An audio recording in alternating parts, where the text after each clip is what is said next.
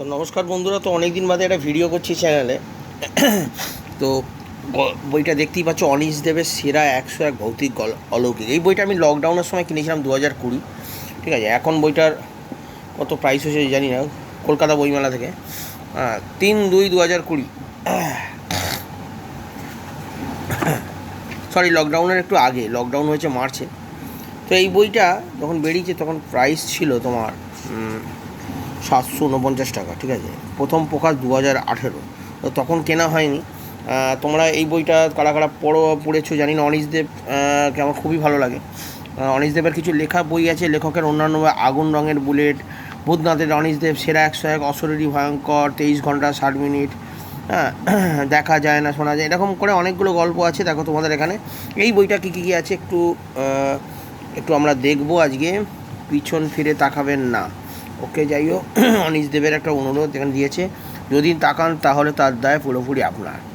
কারণ যখনই আপনি একা ঘরে চাদর মুড়ি দিয়ে চেয়ারে হেলান দিয়ে এই বইটা পড়তে শুরু করবেন, তখনই আপনার পিছনে অলৌকিক ঘটবে। যাই হোক, উনি একটা অলৌকিক ব্যাপারে সুন্দর একটা বিবরণ দিয়েছেন। সত্যি ভূতের গল্প পড়ার মজাই আলাদা, ওনার সিগনেচার। এখানে কী কী গল্প আছে দেখা যাক। অরুণাচল দত্তচৌধুরী, ডাকিনী চন্দ্রিকা, হ্যাঁ, লাল বিহারী দে, ভূত বউ, হেমচন্দ্র বন্দ্যোপাধ্যায়, হানাবাড়ি, তৈলকরণ মুখোপাধ্যায়, পূজার ভূত। মানে বড় বড় রাইটার প্রথম থেকে স্টার্টিং হচ্ছে। রবীন্দ্রনাথ বসু, দেওঘরের অদ্ভুত ঘটনা, রবীন্দ্রনাথ ঠাকুর নিশীথে, তোমরা পড়েছো এগুলো অনেকেই। অবনীন্দ্রনাথ ঠাকুরের মোহিনী, প্রভাত কুমার মুখোপাধ্যায় একটি ভৌতিক কাহিনী, পাঁচকড়ি দে, সর্বনাশিনী, দিব্যেন্দু সুন্দর বন্দ্যোপাধ্যায়, বঙ্কিমচন্দ্রের অভিজ্ঞতা, শরৎচন্দ্র চট্টোপাধ্যায় পিশাচ। এই করে করে 101খানা গল্প আছে আমার এখনও, কিন্তু বলছি, সত্যি কথা বলছি, এই বইটা এখনও পড়াই হয়নি। দুই একটা পড়েছিলাম, বই কেনা হয়, বই তুলে রাখা সময় পাই না। দেখো এখানে রয়েছে পোতাল গল্প, ঠিক আছে। ছক্কা মিয়া, টমটম, সৈয়দ মুস্তফা সিরাজ, যেটা সবাই পড়েছে অনেকে।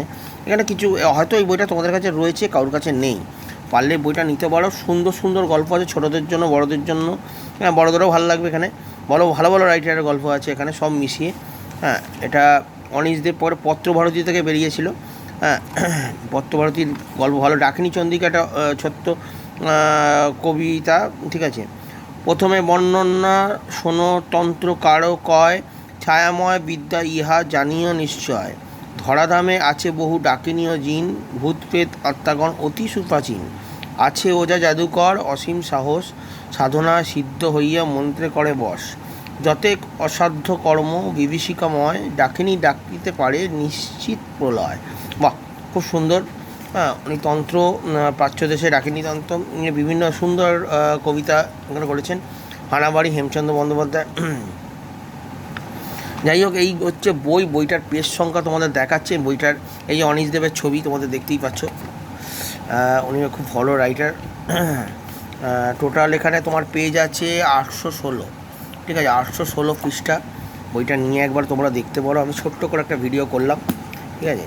এই হচ্ছে অনিশ দেবের সেরা অলৌকিক 101।